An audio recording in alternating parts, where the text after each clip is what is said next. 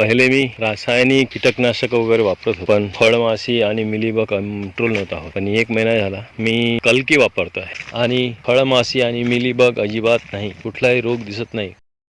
पण मी आता पण ट्रॅप लावले आहेत. फळमाशी नाही समान आहे. हे बघा, फळमाशी ट्रॅप हे पूर्ण भरून जाते. आता 1 महिन्यापासून आणि ते बारीकचे थोडीशी फळमाशी आली होती, तेव्हापासून तशीच फळमाशी तेवढी आहे, पुन्हा वाढली नाही. नाहीतर हे पूर्ण डबा भरून जात. अजून इकडे पण ट्रॅप लावले आहे मी काही अंतरावर.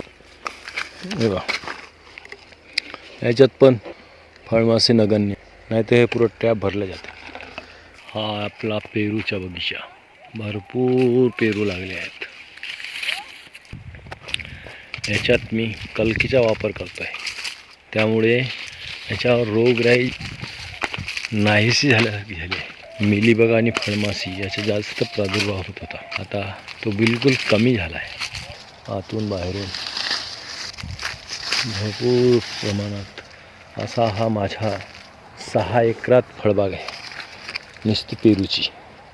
आणि मला कल्कीमुळे पेरू बाग सांभाळायला खूप आधार मिळाला आहे.